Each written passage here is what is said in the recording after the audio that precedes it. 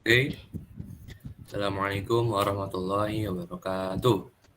Waalaikumsalam warahmatullahi wabarakatuh. Kami dari kelompok 4, pengukuran teknik dan data akuisisi, akan mempresentasikan tentang bab 2, yaitu static and dynamic characteristic of sinyal, dan bab 3, yaitu measurement system behavior. Oke.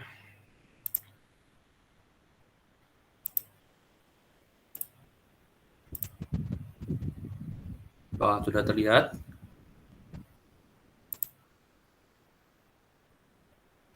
Sudah.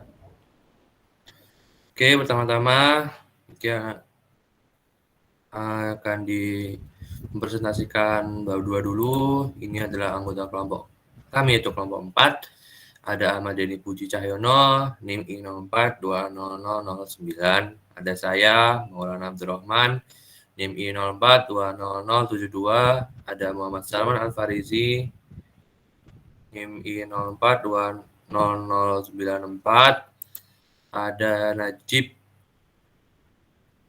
Jihad Ahmadi, NIM I042011, dan Sultan Maulana, NIM 04201133. Selanjutnya akan dijelaskan oleh Najib.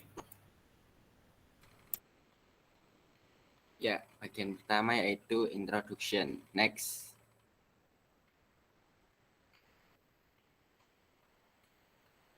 Ya, bagian pendahuluan. Suatu sistem pengukuran berfungsi untuk mengubah sebuah variabel fisis berupa besaran input menjadi variabel lain, yaitu besaran output yang mudah untuk dibaca. Contohnya, yaitu pada gambar di bawah ada gambar jangka sorong yang berguna untuk mengukur ukuran sesuatu dan dapat ditampilkan pada displaynya itu yaitu besaran outputnya. Next. Ya, selanjutnya yaitu bentuk sinyal. Itu mengacu pada bentuk gelombangnya yang terdiri dari yang pertama amplitudo. Amplitudo menunjukkan ukuran kuantitas pada suatu input. Dan yang kedua yaitu frekuensi yang menunjukkan cara sinyal berubah terhadap waktu. Next. Selanjutnya ada input atau output signal concepts. Next.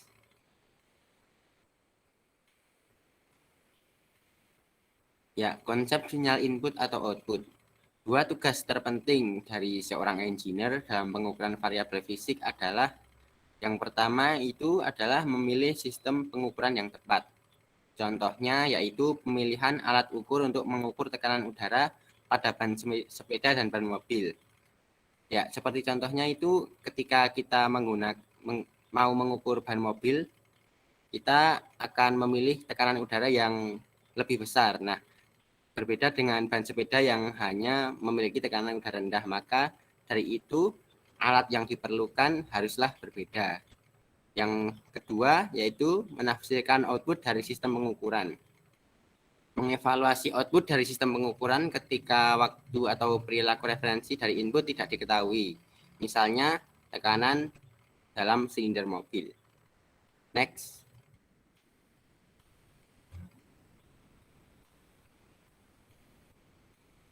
Ya, berikut ini ada contoh sistem pengukuran berdasarkan jenis input sinyal.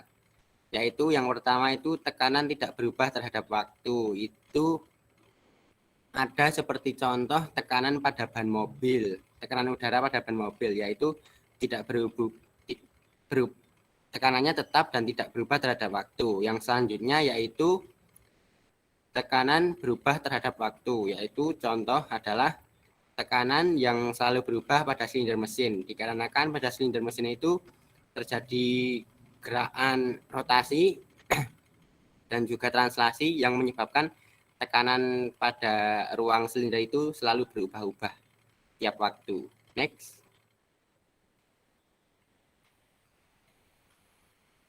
Ya, selanjutnya adalah generalized behavior. Sinyal adalah informasi fisik mengenai variabel terukur.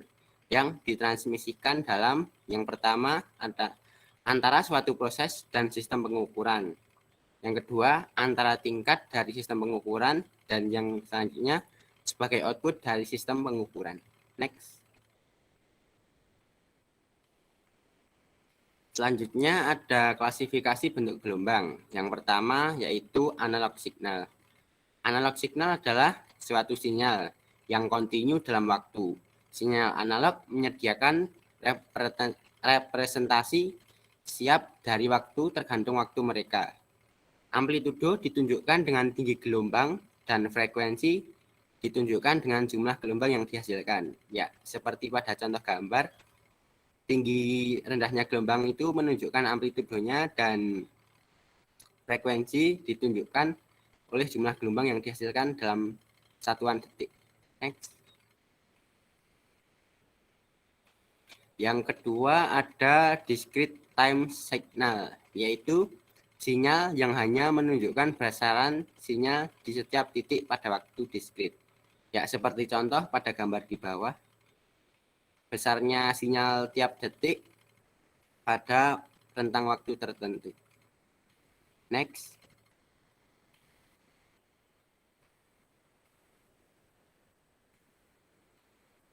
Ya, yang selanjutnya adalah digital signal, yaitu sinyal berguna ketika data akuisisi dan processing dilakukan komputer. Besarannya berupa diskrit sesuai dengan kuantitasasi pada level tertentu pada discrete time tertentu. Ya, seperti contoh pada gambar di bawah, ada contoh digital signal pada satuan waktu tiap detiknya. Ya, next. Ya, selanjutnya ada sinyal waveform. Ya, selain mengklasifikasikan sinyal sebagai analog, waktu diskrit dan digital, sinyal juga dapat dicirikan sebagai sinyal statis atau dinamis. Yang pertama yaitu sinyal statis. Sinyal statis tidak berubah terhadap waktu. Diameter poros adalah contohnya. Banyak variabel fisik berubah cukup lambat dalam waktu dibandingkan dengan proses di mana mereka berinteraksi untuk semua tujuan praktis. Sinyal-sinyal ini dapat dianggap statis dalam waktu. Yang selanjutnya adalah sinyal dinamis. Sinyal dinamis didefinisikan sebagai sinyal yang bergantung pada waktu. Secara umum, bentuk gelombang sinyal dinamis YT dapat diklasifikasikan lebih lanjut seperti yang ditunjukkan pada tabel 2.1. Next.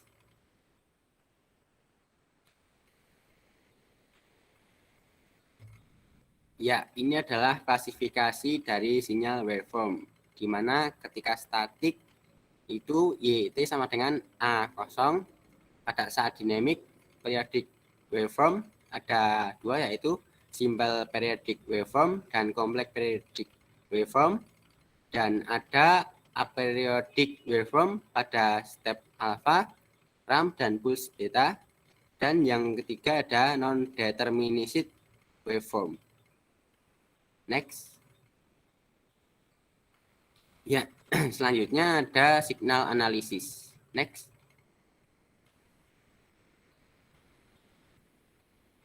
Ya, sebuah sistem pengukuran menghasilkan signal yang mungkin analog, diskrit, waktu, atau digital. Diketahui sinyal analog yang ditunjukkan pada gambar di bawah ini, yang mana kontinu selama rekaman dari selang waktu dari T1 sampai T2. Nilai rata-rata dari sinyal ini ditemukan oleh rumus di bawah ini. Ya, rumusnya yaitu Y integral T1 T2 Y T dt per integral T2 T1 sampai T2 dt. Ya, gambar di kiri ini adalah contoh dari gelombang yang diukur. Next.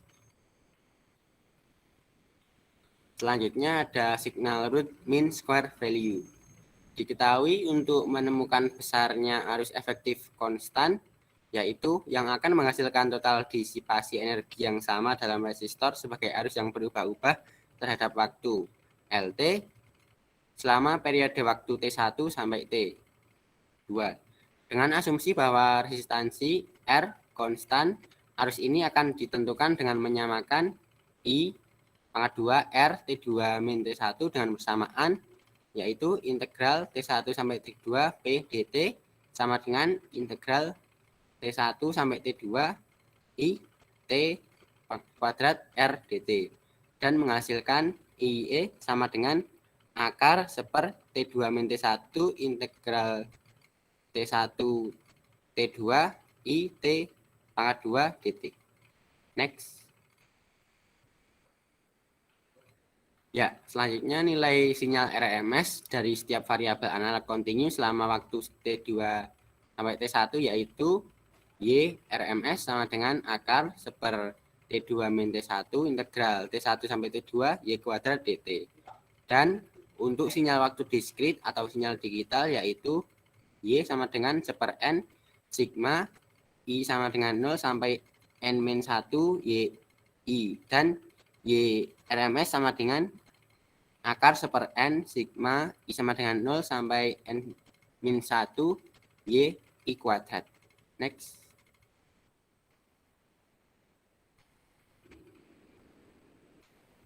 Ya, pada gambar di kiri adalah contoh dari bentuk gelombang kompleks yang terdiri dari komponen statik AC dan komponen dinamik AC. Dan pada gambar di kanan ini adalah contoh grafik ketika komponen DC dilepas, karakteristik komponen yang berfluktuasi menjadi lebih mudah untuk diamati. Next. Ya, selanjutnya akan dijelaskan oleh teman saya. Oke, terima kasih. Yang selanjutnya ada signal amplitude and frequency. Next. Nah, signal amplitude and frequency itu faktor kunci dalam perilaku sistem pengukuran adalah sifat sinyal input ke sistem. Sebuah sarana diperlukan untuk mengklasifikasikan bentuk gelombang untuk sinyal input dan sinyal output yang dihasilkan relatif terhadap besaran dan frekuensi. Dalam hal ini, alam memberikan beberapa pengalaman yang mendukung opini sejumlah ilmuwan bahwa sinyal kompleks dapat dipresentasikan dengan penambahan sejumlah fungsi periodik yang terkesan lebih sederhana. Dan gambar di bawah ini merupakan contoh dari frekuensi tinggi dan frekuensi rendah. Semakin tinggi frekuensi, maka semakin dekat atau semakin rapat frekuensi tersebut. Dan begitu juga sebaliknya. Next. Nah, selanjutnya analisis fisik yang sangat baik teruntuk analisis Fourier adalah yang disediakan oleh pemisahan cahaya putih melalui prisma. Gambar di samping memberikan ilustrasi transformasi bentuk gelombang yang bersifat kompleks, yang mana diwakili oleh cahaya putih, menjadi komponen yang lebih sederhana, yang juga diwakili oleh warna dalam contoh di atas. Sebagai contohnya, melakukan penggabungan dari sejumlah nada murni yang berbeda dapat menghasilkan atau membuat suara musik yang beragam. Next.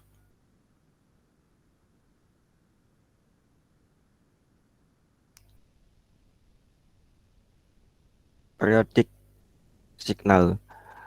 Konsep dasar frekuensi dan amplitude dapat dipelajari melalui pengamatan dan dianalisis dari gerakan periodik.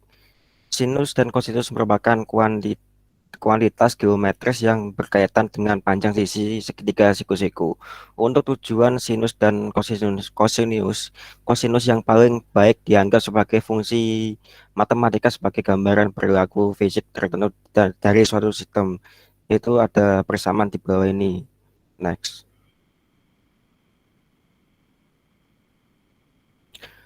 Nah, frekuensi analisis. Pada pengukuran banyaknya sinyal yang dihasilkan dari pengukuran variabel dinamis bersifat non-deterministik dan memiliki tingkat perubahan yang terus-menerus. Namun ada cara untuk memisahkan sinyal kompleks atau sinyal apapun dalam hal ini menjadi beberapa fungsi sinus dan kosinus. Secara teori, analisis Fourier pada dasarnya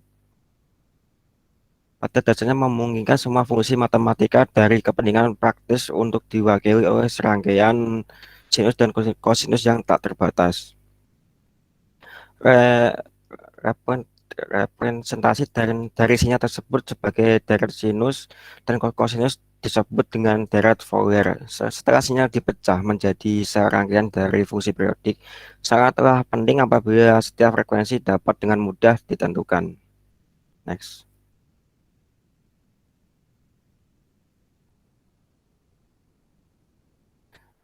Nah, yang selanjutnya ada persamaan dari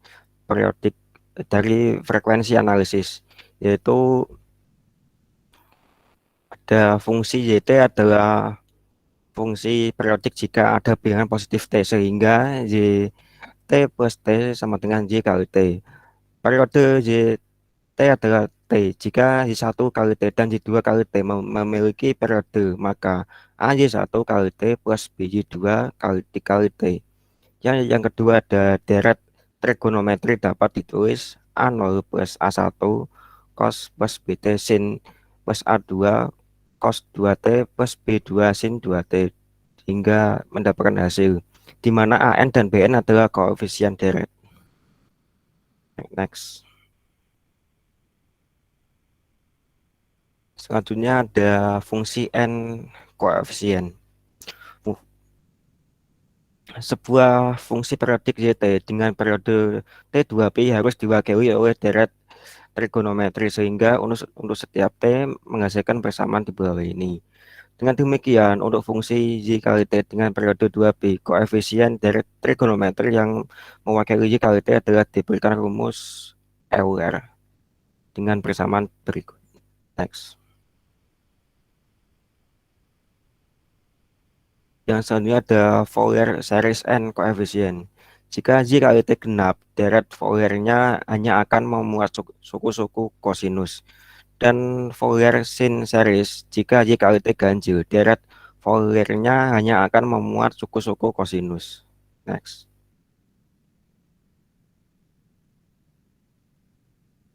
Yang selanjutnya ada Fourier transform and the frequency spectrum.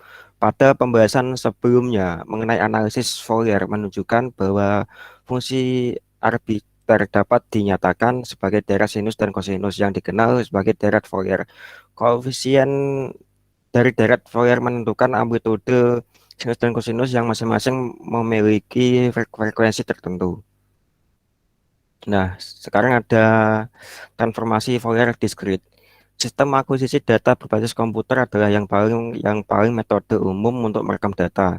Data ini diperoleh selama periode waktu yang terbatas daripada periode waktu tak terbatas yang nyaman secara matematis. Kumpulan dari data discrete yang berisi nilai n yang mewakili interval waktu dari 0 hingga TF akan secara akurat mewakili sinyal, asalkan periode pengukuran telah dipilih dengan benar dan cukup panjang dengan persamaan di bawah ini. Next. Nah, mungkin dilanjutkan teman saya.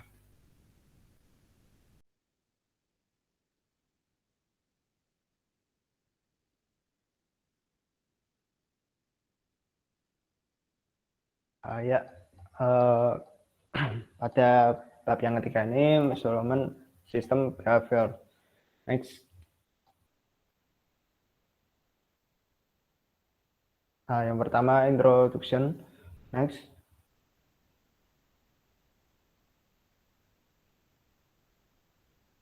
Nah, pada bab ini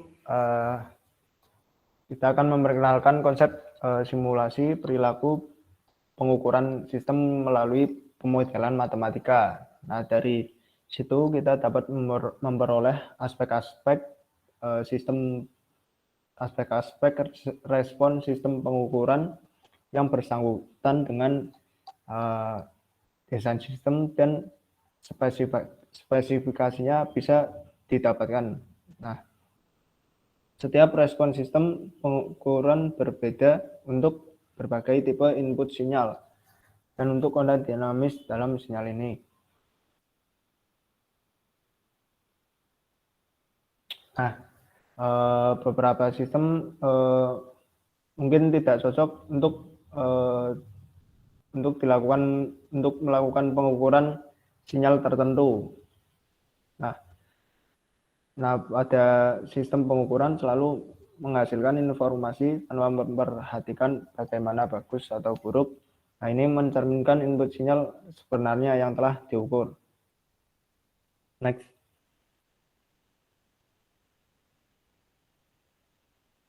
Nah, di sini kita menggunakan istilah sistem pengukuran dalam artian umum yang merujuk pada respon pengukuran sistem secara keseluruhan atau respon dari segala komponen atau instrumen yang digunakan untuk pengukuran. Nah, setelah mempelajari bab ini, nantinya pembaca akan mampu untuk menghubungkan sistem pengukuran umum dengan respon dinamis, menjelaskan dan menganalisis model of zero, first dan second order sistem pengukuran, dan memperkirakan perilakunya secara general, menghitung sensitivitas rasio dan pergeseran fase untuk beberapa sistem dan gelombang sistem. Selanjutnya ada menyatakan pentingnya fase linearitas dalam mengurangi distorsi sinyal. Kemudian menganalisis respon sistem pengukuran ke gelombang input yang kompleks. Dan yang terakhir yaitu menjelaskan respon sistem pengukuran yang digabungkan. Next. Yang kedua yaitu ada general model for a measurement system. Next.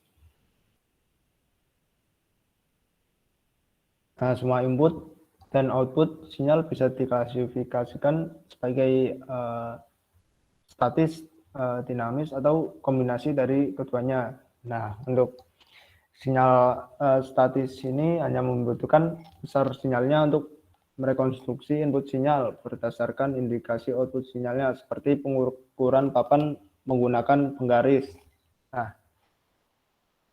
Nah pada contoh ini papan itu berperan sebagai input sinyalnya, kemudian dari penggaris itu kita dapat mengetahui indikasi panjang papannya itu yang disebut dengan output sinyalnya. Nah, panjang papan itu tidak berubah, makanya disebut dengan sinyal statis. Nah, untuk di sinyal dinamis tidak bisa diukur seperti sinyal statis. Contohnya pada getaran pada motor. Nah, untuk getaran itu sinyalnya itu bervariasi dengan amplitude dan waktu. Itu dengan amplitude dan waktu yang merupakan input sinyal dinamis. Makanya harus menggunakan alat ukur yang sesuai. Nah, kemudian next.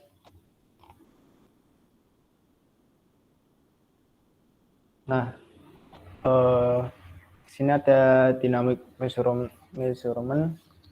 Pada sinyal dinamis, amplitude sinyal, frekuensi, dan gelombang dibutuhkan untuk merekonstruksi input sinyal, dan sinyal dinamis bervariasi dengan waktu.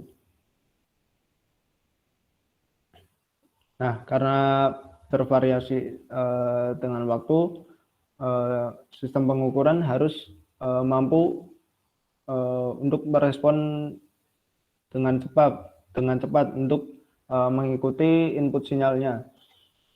Nah, di sini contohnya itu seperti termometer bohlam yang digunakan untuk mengukur suhu badan. Nah, termometer ini pada keadaan awalnya itu akan mengukur pada keadaan suhu kamar. Nah, ketika digunakan untuk mengukur suhu badan yang diletakkan di bawah lidah, maka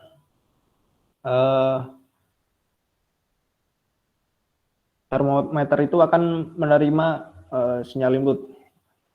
Tapi jika kita menunggunya hanya beberapa detik, maka tidak akan menghasilkan suhu badan yang kita harapkan. atau bisa saja hasilnya tidak benar. Nah, untuk agar sinyal outputnya itu sesuai yang kita harapkan atau benar, maka kita harus menunggunya beberapa menit untuk menghasilkan suhu badan yang benar. Nah, itu tadi termometer harus menunggu beberapa menit terlebih dahulu. Nah, kalau kita ingin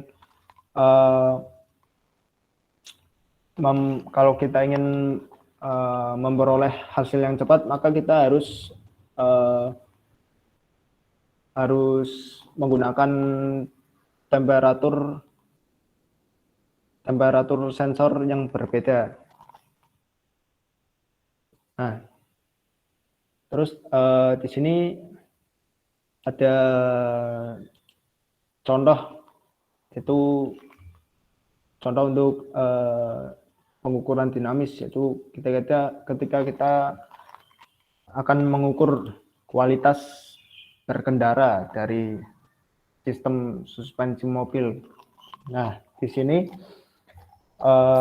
kita bisa lihat kalau input sinyalnya itu adalah jalannya itu FT. Nah, di jalannya ini itu dalam interval waktu yang tertentu keadaan jalannya itu berbeda. Bisa dilihat dari yang tampak sampingnya ini, keadaan jalannya itu berbeda ya, kayak bergelombang begitu. Nah, kemudian dari sini kita akan mendapat output sinyal. Nah, di sini output sinyalnya itu adalah kenyamanan pengendara ketika mengendarakan mobil ini. Next. Nah, jadi seperti ini konsepnya, yaitu ini Y0 itu ketika suspensi mobilnya itu belum terkena input sinyal atau jalannya itu, jadi belum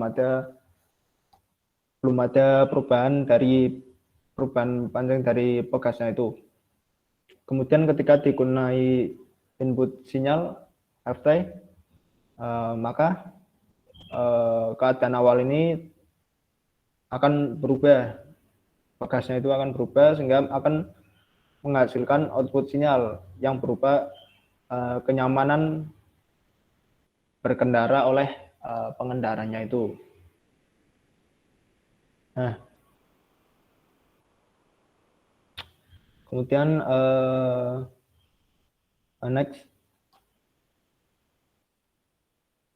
Nah, kemudian measurement sistem model. Nah, pada sesi ini kita menerapkan pemodelan parameter yang dikumpulkan untuk sistem pengukuran, di mana atribut fisik terdistribusi spasial dari suatu sistem dimodelkan sebagai elemen diskrit.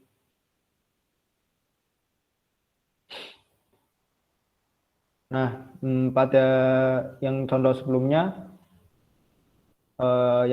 yang suspensi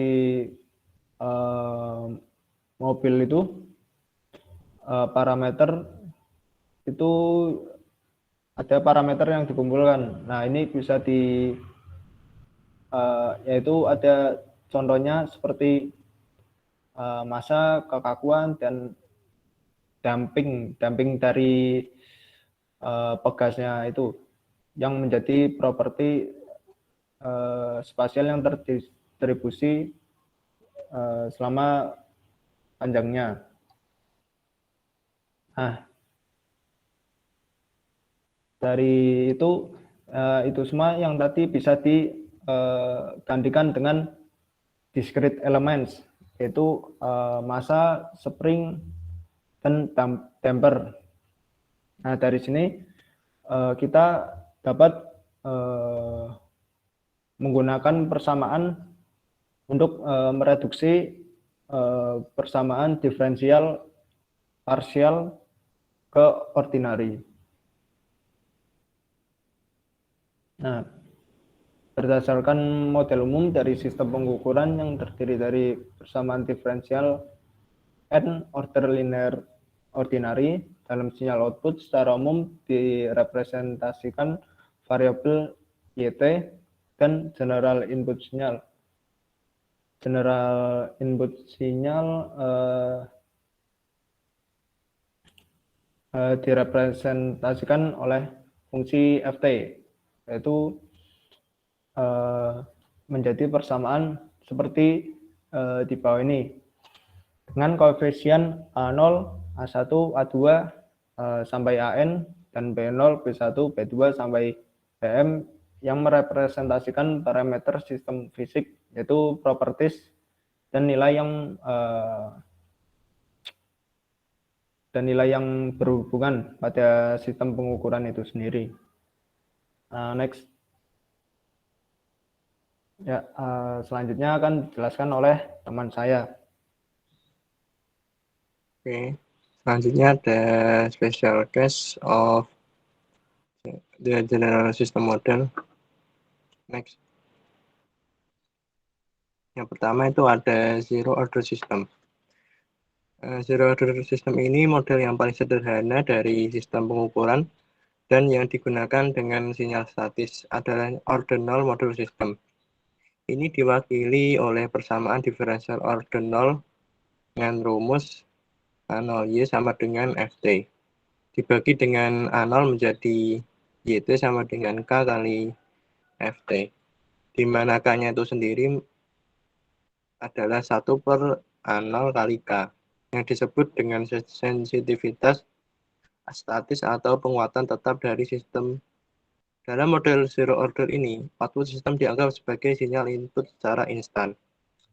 Dan untuk real sistemnya, konsep zero order ini digunakan untuk memodelkan respon sistem pengukuran yang tidak bergantung waktu terhadap input statis. Pada kenyataannya, konsep ordinal ini dengan tepat memodelkan sistem apapun selama kalibrasi statis. Ketika sinyal input dinamis ini dilibatkan, mode ordinal ini berlaku hanya pada kesetimbangan statis. Ini karena sebagian besar sistem pengukuran nyata itu memiliki kemampuan inersia atau penyimpanan yang memerlukan persamaan diferensial order tinggi. Yang selanjutnya ada determination of K. Sensitivitas statis itu ditemukan dari kalibrasi statis sistem pengukuran. Ini adalah kemiringan kurva kalibrasi dengan rumus K sama dengan dy per dx. Next.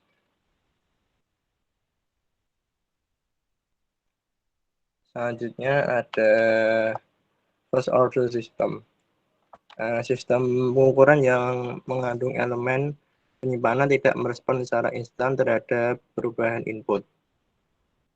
Secara umum, sistem dengan kemampuan penyimpanan atau disipatif, tetapi gaya inersia dapat diabaikan, dapat dimodelkan menggunakan persamaan diferensial order pertama dari bentuk A1Y plus A0Y sama dengan Ft. Dengan Y-nya itu dy per dt.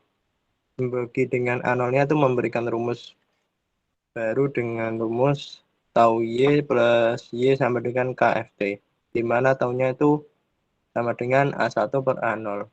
Parameter taunya itu disebut konstanta waktu sistem. Terlepas dari dimensi fisik A0 dan A1, rasio akan selalu memiliki dimensi waktu. Nah, konstanta waktu itu memberikan ukuran kecepatan respon sistem. Dan karena itu, merupakan hal yang penting, spesifikasi dalam mengukur sinyal input dinamis. Next.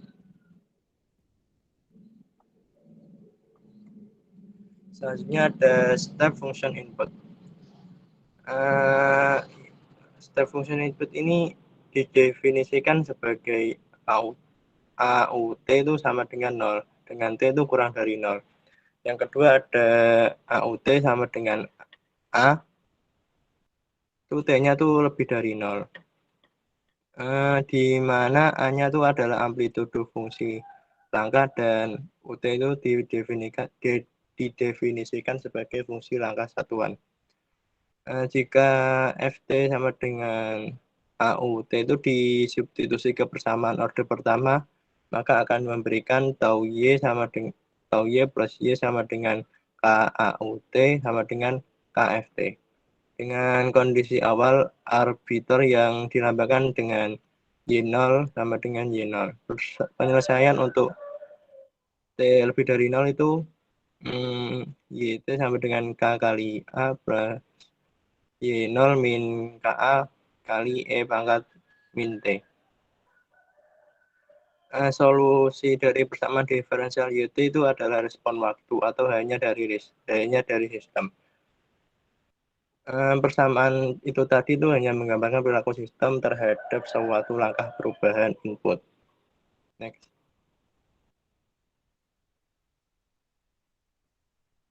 Nah, selanjutnya ada determination of tau.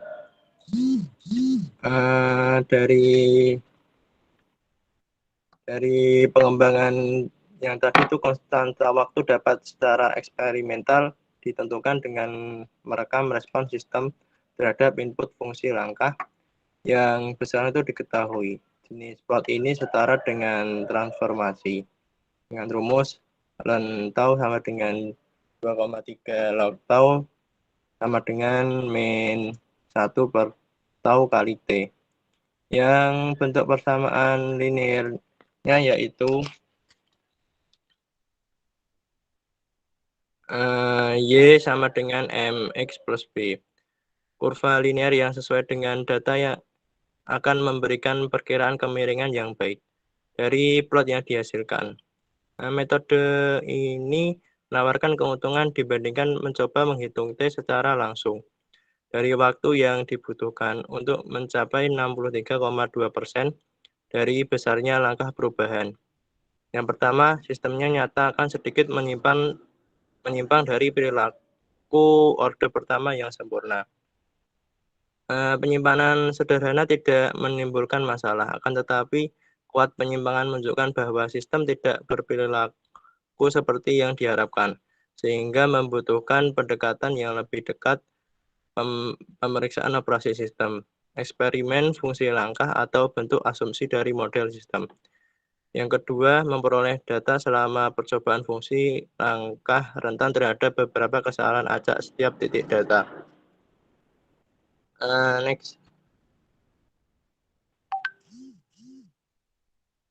Yang selanjutnya ada simple periodic function input. Sinyal periodik biasanya ditemui dalam proses rekayasa. Ketika input periodik diterapkan pada sistem orde pertama, frekuensi sinyal input memiliki peran penting, berpengaruh pada pengukuran respon waktu sistem dan mempengaruhi sinyal keluaran. Pertimbangkan urutan pertama sistem pengukuran yang inputnya berupa fungsi periodik sederhana dengan rumus Ft sama dengan A sin omega T adalah diterapkan pada T lebih besar dari 0. Dengan rumusnya tau Y plus Y sama dengan K kali A sin omega T. Dengan kondisi awal Y0 sama dengan Y0, solusi umum untuk persamaan diferensial ini menghasilkan sinyal keluaran sistem pengukuran, yaitu respon waktu terhadap masukan yang diterapkan, YT dengan rumus yang ada di bawah itu. Di mana C-nya itu tergantung pada kondisi awal. Istilah pertama di sisi kanan adalah respon transient. Respon sementara hanya penting selama periode awalnya setelah penerapan input baru. Dari persamaan itu, kita dapat melihat bahwa frekuensi dari suku respon stabil tetap sama dengan frekuensi sinyal input. Tetapi perhatikan bahwa amplitudo dari respon stabil bergantung pada nilai frekuensi yang diterapkan. Next.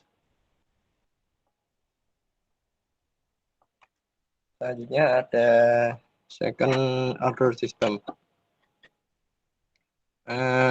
Second order system itu sistem yang dimodelkan dengan persamaan diferensial order kedua. Contohnya itu seperti akselerator dan transducer tekanan.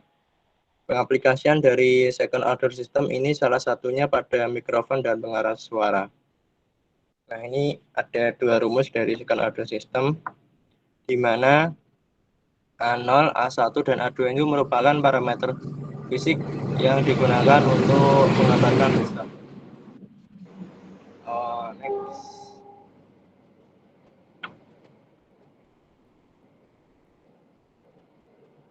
Nah, selanjutnya itu ada damping ratio, merupakan ukuran dalam sistem peredam dan properti dari suatu sistem yang memungkinkan untuk menghilangkan energi secara internal. Untuk damping ratio yang nilainya 0,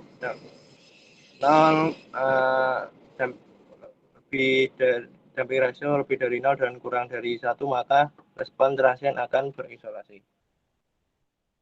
berosilasi. Untuk damping rasio lebih dari 1, maka respon transien tidak akan berosilasi. Dan untuk damping rasio sama dengan 1, maka transien respon akan menunjukkan demarkasi antara berosilasi atau tidak berosilasi.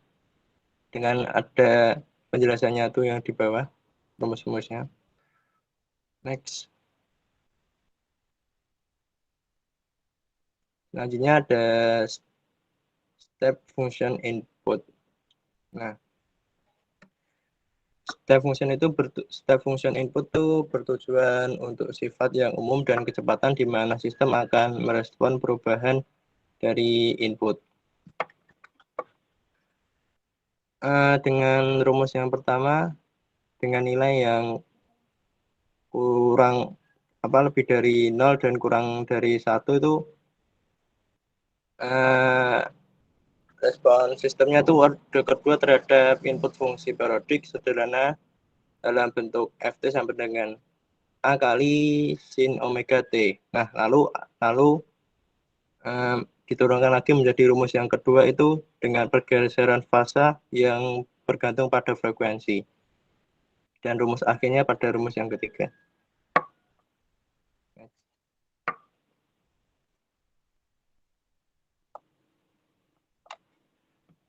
Nah, yang penting dalam step function input itu adalah respon transien dengan rumus yang ada di bawah, yang dimana WD-nya itu merupakan frekuensi dering. Frekuensi dering itu adalah sifat dari sistem pengukuran dan tidak bergantung pada sinyal input. Ini merupakan frekuensi osilasi bebas sistem tergeser dari keseimbangannya. Durasi dari respon transien bergantung pada aturan ZWN. Pengaruhnya sama seperti orde pertama sehingga mendefinisikan konstanta waktu orde kedua, yaitu tau sama dengan 1 per omega R. Next. Nah, selanjutnya ada simbol periodic function input.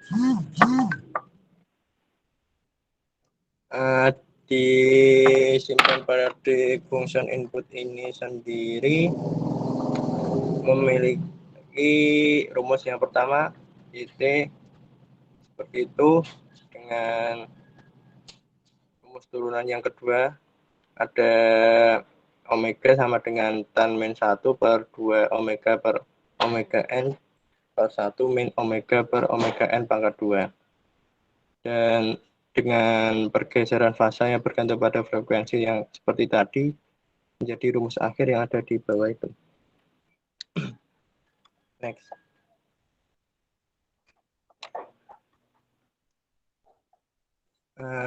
Dengan amplitude BW kemudian membandingkan dengan rumus sebelumnya, didapatkan amplitude steady respon dari second order system yang dikenal input sinusoidal bergantung pada W. Jadi amplitude dari sinyal keluar bergantung pada frekuensi. Umumnya kita mendefinisikan magnitude rasio MU sebagai dengan rumus yang ada di bawah. Dan untuk pengukuran sistem yang ideal, magnitude ratio harus sama dengan 1 dan pergeseran fasa akan 0 pada setiap nilai frekuensi yang diukur. Next.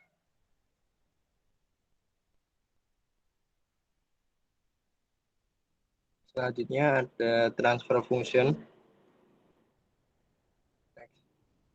Nah, di transfer function ini ada yang namanya tuh DS. DS sendiri itu merupakan fungsi keadaan awal sistem karena terdapat KFS first term di ruas kanan itu berisi informasi yang menggambarkan respon tetap dari pengukuran sistem ke sinyal input. Second termnya itu mendeskripsikan respon transiennya. Fungsi transfer GS berperan dalam respon waktu dalam pengukuran sistem. Fungsi transfer mendefinisikan operasi matematika yang sistem pengukuran menunjukkan pada sinyal input untuk menghasilkan respon waktu dalam sebuah sistem. Ada pada rumus yang pertama itu di mana Y0-nya itu sama dengan Y buka kurung 0. Ini dapat ditulis sebagai pada rumus yang kedua. Dan pada rumus yang kedua itu di mana G-nya itu adalah fungsi alih sistem order pertama yang dapat dirumuskan pada rumus yang kedua. Next. Selanjutnya akan dilanjutkan oleh teman saya. Oke, selanjutnya di subbab 5 ada phase linearity. Phase linearity. Nah, di dalam merancang suatu sistem pengukuran pasti ada lah yang namanya pergeseran fase. Dan dalam pergeseran fase ini kita mengharapkan variasinya itu dengan variasi secara linear dengan frekuensinya. Hal ini kenapa kita pengen secara linear dengan frekuensinya? Karena yang secara non-linear ini diikuti dengan distorsi pada bentuk gelombang sinyal outputnya. Kenapa sih distorsi ini? Nah, distorsi ini menyebabkan perubahan gelombang dari bentuk aslinya. Jadi, distorsi ini sendiri akan menyebabkan bentuk gelombang yang sangat berbeda daripada aslinya. Nah, untuk mengurangi atau meminimalisir terjadinya distorsi, nah di sini dirancanglah sistem pengukuran dengan ini, yaitu 0,6 kurang dari sama dengan ini dan kurang dari sama dengan 0,8. Lalu distorsi sinyal bisa diilustrasikan sebagai berikut, yaitu UT sama dengan sigma tak hingga dengan N sama dengan 1. Sin N omega T sama dengan sin omega T plus sin 2 omega T dan ditambah seterusnya. Lalu, kita misalkan pergerakan fase linear ini dengan frekuensi. Dengan sinyal yang diukur adalah VT, maka VT sama dengan sin omega T min V plus sin 2 omega T min 2Pi plus seterusnya. Dengan omega sendiri adalah omega T, ya ini theta, dan theta sama dengan omega T min Pi. Jadi persamaannya bakal ditulis menjadi seperti ini dengan VT sama dengan sin theta plus 2 sin theta plus sin 2 theta plus seterusnya. Nah, ini contoh. Jadi, efek dari pergerakan fase dengan frekuensi pada sinyal terukur. Nah, ini diberikan UT sama dengan sin T plus sin 5T.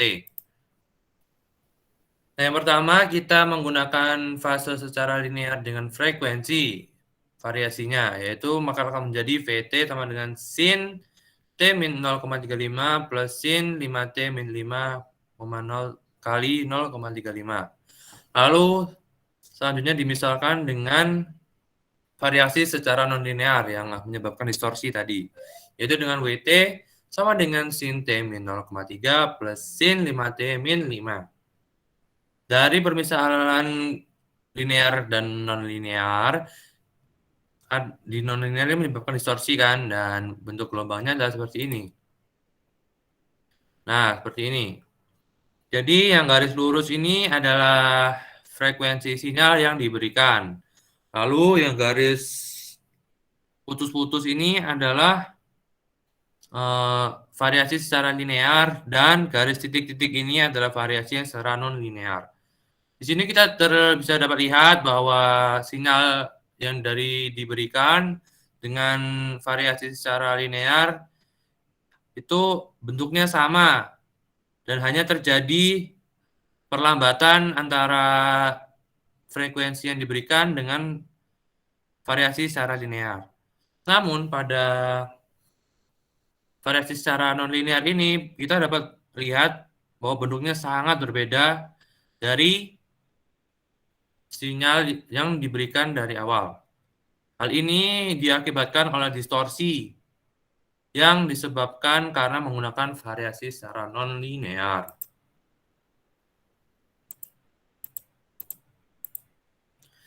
Lalu yang keenam ada multiple function input. Nah,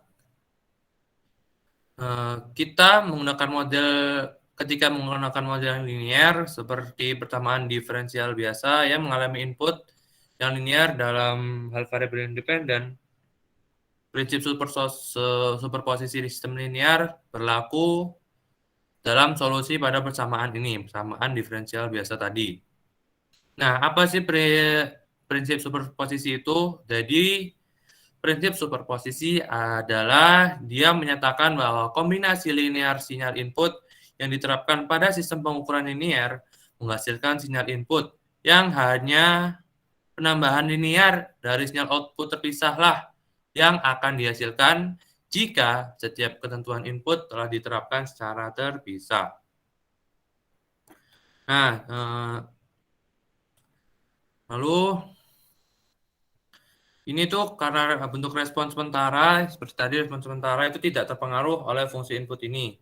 Jadi kita harus berfokus kepada respon yang stabil. Jadi kita mengabaikan respon sementaranya. Nah, lalu secara umum multiple function ini bisa dituliskan dalam bentuk ini, yaitu Ft sama dengan A0 plus sigma hingga dengan K sama dengan 1. AK kali sin omega K T. Nah, lalu saat sudah diterapkan ke sistem, kita bisa mengkombinasikan dengan respon stabil tadi, yaitu akan menjadi Y stabil T sama dengan KA0 plus sigma T hingga dengan K sama dengan 1 B omega K sin omega KT plus P omega K. Di mana ini B omega K sama dengan K AK kali M omega K. Nah, lalu yang ketujuh adalah coupled system. Konsep ini mudah itu diilustrasikan dengan sebagai instrumen dalam setiap tahap sistem pengukuran yang terhubung seperti transducer, kondisioner sinyal, perangkat output, dan lain-lain. Output dari satu tahap menjadi output ke tahap berikutnya yang terhubung dan sebagainya. Nah, sistem pengukuran keseluruhan ini akan memiliki respon output yang digabungkan untuk sinyal input asli, yang merupakan kombinasi dari setiap respon individu terhadap input.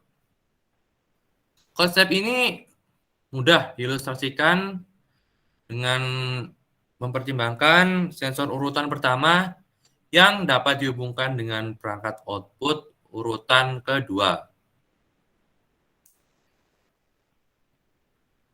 Yaitu kita misalkan input ke sensor adalah bentuk gelombang periodik sederhana. Yaitu ini sinyal inputnya F1T sama dengan A sin omega T. Lalu ini akan direspons oleh transducer dengan sinyal output, yaitu dengan persamaan ini. YTT, T ini ada transducernya, YT sama dengan CE pangkat min T per sama dengan KA per akar 1 plus omega to kuadrat sin omega T plus P, di mana P transducernya sama dengan min tan pangkat min 1 omega atau. Lalu sinyal output transducer yang tadi sekarang menjadi sinyal input ke perangkat perekam urutan kedua dengan bentuk F2T sama dengan YT. Ini transducernya. Lalu output dari perangkat urutan kedua yaitu YST akan menjadi respons urutan kedua yang sesuai untuk input F2T tadi. Yang akan menjadi YT sama dengan YHT plus K transducer kali KS ini, lalu kali A sin omega T plus P transducer plus PS per 1 plus omega atau kuadrat, lalu di akar, dan di sini juga ada akar dari dalam kurung kuadrat 1 min omega per omega N kuadrat plus 2 ini omega per omega N dikuadratkan. Di mana ini PS sendiri adalah min tan pangkat min 1 dengan 2 ini omega per omega N per 1 min omega per omega N dikuadratkan. Nah, sinyal output yang ditampilkan pada perekam ini adalah respons dari sistem pengukuran terhadap sinyal input ke transducernya. Lalu, amplitude stabil dari sinyal output perekam adalah produk dari sensitivitas statis dan rasio besarnya dari sistem pengukuran urutan pertama dan kedua. Sistem fase adalah adalah jumlah dari pergeseran fase dari dua sistem. Nah, kita mempertimbangkan representasi skematik pada gambar di bawah yang menggambarkan sistem pengukuran yang terdiri dari perangkat H yang saling berhubungan. Setiap perangkat ini dijelaskan oleh model sistem linear. Nah, yang pertama itu fungsi transfer keseluruhan dari sistem gabungan ini, yaitu GS adalah produk dari fungsi transfer masing-masing perangkat individu, G, JS, sehingga K kali G, S sama dengan K1 kali G1, S, lalu K2 kali G2S, hingga KH kali GHS. Dan juga saat S sama dengan I omega, persamaan sebelumnya yang tadi akan menjadi KG I omega sama dengan K1 kali K2 hingga KH, lalu dikalikan M1 omega, M2 omega, hingga MH omega. Lalu dikali E pangkat I, dikalikan P1 omega hingga PH omega. Lalu kita berikan sinyal input ke perangkat 1, sinyal input output stabil sistem pada perangkat H akan dijelaskan oleh respon frekuensi sistem sebagai berikut, yaitu G I omega sama dengan M omega E pangkat I P kali omega. Dengan sensitivitas statis sistem keseluruhannya adalah K sama dengan K1, K2, hingga KH. Rasio besarnya sistem keseluruhan adalah produk, yaitu sebagai berikut. M omega sama dengan M1 omega hingga MH omega. Dan pergeseran fase sistem secara keseluruhan adalah jumlah atau penjumlahan, yaitu P omega sama dengan P1 omega hingga PH omega. Nah, hal ini berlaku asalkan efek pemuatan yang signifikan itu tidak terjadi atau tidak ada. Nah,